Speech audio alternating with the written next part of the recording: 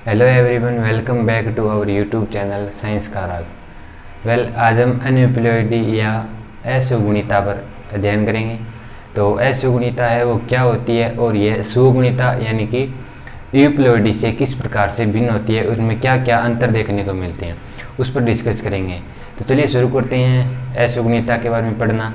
लेकिन उससे पहले चैनल को सब्सक्राइब नहीं किया तो सब्सक्राइब करके नोटिफिकेशन बेल को आवश्यक रूप से ऑन कर लीजिएगा।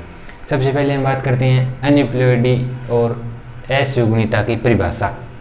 तो हम देखते हैं कि जो हमने पढ़ा था संरचनात्मक गुणसूत्रीय उत्परिवर्तन और संख्यात्मक गुणसूत्रीय उत्परिवर्तन। तो संख्यात्मक गुणसूत्रीय उत्परिवर्तन में हमने क्या देखा था कि जो गुणसूत्र होती हैं उनकी संख्या में परिवर्तन होता है। संख्यात्मक में क्या होता है, गुणसूत्रों की संख्या में परिवर्तन होता है और इस परिवर्तन के आधार पर उस संख्यात्मक गुणसूत्रीय उत्परिवर्तन को दो भागों में यूप्लॉइडी, जिस पर हम पढ़ चुके हैं, लिंक आपको डिस्क्रिप्शन में मिल जाएगा, और दूसरा है अनियुपलॉइडी में डिवाइड किया गया है। तो अनियुपलॉइडी क्या होते हैं, हम इस पर आज चर्चा करेंगे। तो यहाँ पर हमने देखा था कि जो गुणसूत्रों की संख्या होती है उसमें परिवर्तन होता है संपूर्ण समुच्चय में, यानी कि जो आधारभूत समुच्चय होता है उस संपूर्ण गुणसूत्रों के समुच्चय में बदलाव होता है, यानी कि कमी या अधिकता होगी, संपूर्ण समुच्चय की वृद्धि होगी या कमी होगी। परंतु जो असुगुणिता है उसमें क्या होता है कि जो गुणसूत्रों की संख्या में परिवर्तन होगा वो समुच्चय के रूप में न होकर, हम यहाँ पर लिख लेते हैं, यानी कि समुच्चय के रूप में न होकर किसके रूप में होता है, इकाई के रूप में होता है। यानी कि जब जिस संख्यात्मक गुणसूत्रीय उत्परिवर्तन में हम इस प्रकार से लिख सकते हैं कि संख्यात्मक गुणसूत्रीय उत्परिवर्तन जिसमें गुणसूत्रों की संख्या में परिवर्तन संपूर्ण समुच्चय में न होकर एक इकाई के रूप में होता है, यानी कि जो गुणसूत्रों की संख्या कम होगी या अधिक होगी वो एक इकाई के रूप में होगी, ना कि एक संपूर्ण समुच्चय में। ठीक है, तो यह डिफरेंस हो गया। यानी कि असुगुणिता में क्या होगा, गुणसूत्रों की संख्या में परिवर्तन एक इकाई के रूप में होगा, यानी कि कम हुआ तो 1 हो गया या 2 हो गया या 3 हो गया।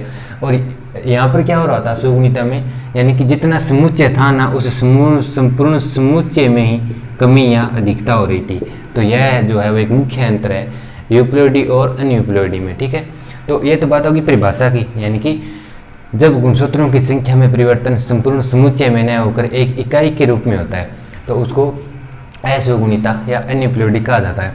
तो एक इकाई जैसे कि हमने पढ़ा था मूल्य में 18 थे, तो इसमें गुणसूत्रीय उत्परिवर्तन में हम असुगुणिता की बात करें तो 18 + 1 हो गया या फिर 18 + 2 हो गए।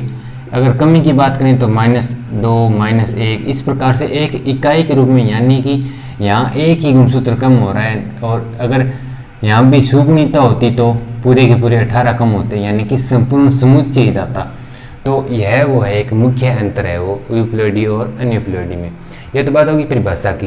अब हम देखते हैं कि जो हमारी असुगुणिता है उसको आगे डिवाइड किया गया है।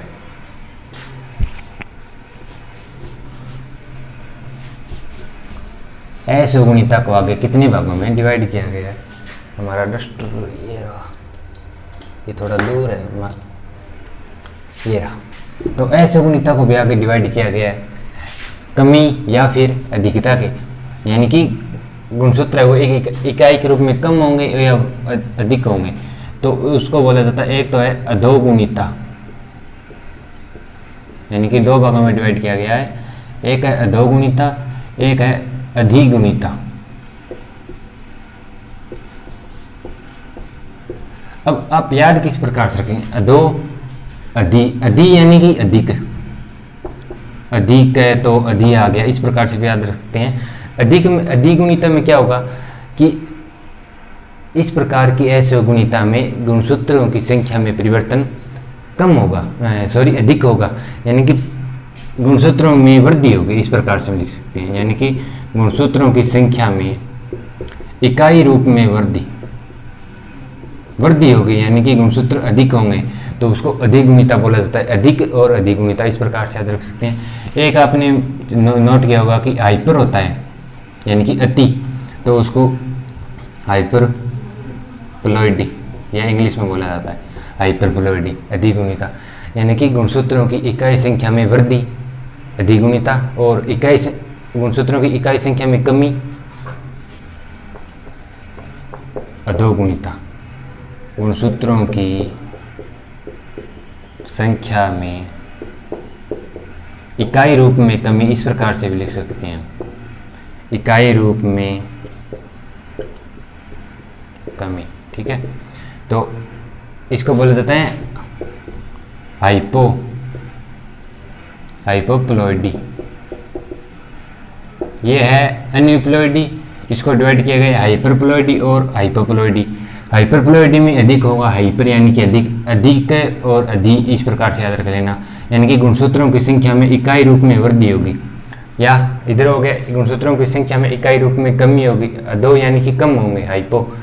तब क्या होगा, जैसे कि इसमें एक गुणसूत्र अधिक हो रहा है, यानी कि 2 1 तो था ही +1 हो गया, तो यहाँ पर क्या होगा कि एक गुणसूत्र की वृद्धि हो रही है, तो उसका बोला जाता है एकाधिसूत्र गुणिता। इस प्रकार से भी लिख सकते हैं एकाधिसूत्र गुणिता। ठीक है, 2 गुणसूत्र बढ़ रहे हैं, जैसे कि एक गुणसूत्र अधिक है, तो जब हम आगे पढ़ेंगे डाउन सिंड्रोम होगा, मंगोलिज्म जिसको बोलते हैं डाउन सिंड्रोम। उस डाउन सिंड्रोम में भी एक गुणसूत्र अधिक होता है, तो यह इसका उदाहरण भी हो जाएगा डाउन सिंड्रोम। ठीक है, अब जैसे कि 2 गुणसूत्र बढ़ रही हैं 2 n + 2, यानी कि गुणसूत्रों की 2 गुणसूत्र बढ़ रही हैं, संपूर्ण समुच्चय के अलावा 2 गुणसूत्र बढ़ रही हैं, तो उसको बोला जाता है द्विअधिसूत्री असुगुणिता। तो द्विअधिसूत्री जैसे कि हम सुपर मेल पढ़ेंगे, सुपर फीमेल पढ़ेंगे, वहाँ पर एक्स और वाई गुणसूत्र है, उनकी अतिरिक्त संख्या पाई जाती है, तो सुपर मेल और सुपर फीमेल, या जिसको बोलते हैं जैकब सिंड्रोम या फिर अपराधी सिंड्रोम, तो ये इसके द्विअधिसूत्री असुगुणिता के उदाहरण है। तो उदाहरण भी याद हो गए, एकाध यानी कि जितनी संख्या में वृद्धि होगी उतना ही आगे लग जाएगी, जैसे कि 3 करने तो त्रिअधिसूत्री, चतुर्अधिसूत्री, इस प्रकार से यह बहुअधिसूत्री भी बढ़ता जाएगा आगे। ठीक है, तो ये होगी अधिगुणिता की। अब हम बात करते हैं कमी की, जैसे कि 2 n तो था ही, अब एक कम हो गया, एक गुणसूत्र के कम हो जाने से तो एक न्यून, यानी कि कम हो रहा है तो एक न्यून सूत्री असुगुणिता। न्यून सूत्री आगे तो आप समझ जाएंगे कि कम हो रहा है, अधोगुणिता कई प्रकार है। तो जैसे कि टर्नर सिंड्रोम में एक जो मादाएं होती है उनमें हमने देखा है कि डबल एक्स होता है मादा में, परंतु इस टर्नर सिंड्रोम में एक जो एक्स गुणसूत्र है वो नहीं पाया जाता, यानी कि एक ही एक्स पाया जाता है, और यहाँ पर 0 या फिर इस प्रकार से कहें बार काय अनुपस्थित होती है टर्नर सिंड्रोम में, तो उसको एक न्यूनसूत्री असुगुणिता बोला जाता है।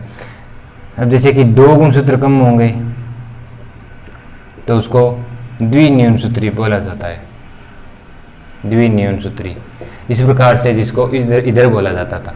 तो ये इस प्रकार से आगे यह श्रृंखला चलती रहती है बहुन्यूनसूत्रता तक, यानी कि कितने भी आगे होंगे हमें उससे कोई फर्क नहीं है।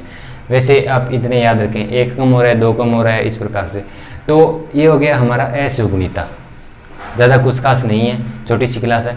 तो अब एक बार रिपीट कर लेते हैं, असुगुणिता क्या होती है, यानी कि जब गुणसूत्रों की संख्या में परिवर्तन वह समुच्चय के रूप में न होकर एक इकाई के रूप में होता है, तो उसको असुगुणिता या एन्यूप्लॉइडी बोला जाता है। इसको 2 भागों में डिवाइड किया गया है। गुणसूत्रों की इकाई संख्या में जब वृद्धि होगी तो उसको अधिगुणिता, अधिक होंगे तो अधिगुणिता, और कम होंगे तो अधोगुणिता। यह वो परिभाषा की गुणसूत्रों की संख्या में इकाई वृद्धि, गुणसूत्रों की संख्या में इकाई रूप में कमी। उदाहरण हो गए down syndrome, super male, super female, और इधर है एक न्यूनसूत्रता टर्नर सिंड्रोम, द्विन्यूनसूत्रता, इसका है वो मुझे याद नहीं आ रहा, शायद है तो एक, अब जब आगे पढ़ेंगे सिंड्रोम वहाँ पर मैं इसको डिस्कस कर लूँगा। तो छोटी सी क्लास है असुगुणिता या एन्यूप्लॉइडी पर। तो क्लास कैसी लगी नीचे कमेंट करके ज़रूर बताना, और मिलता हूँ नेक्स्ट क्लास में। तब तक के लिए bye bye, take care and see you.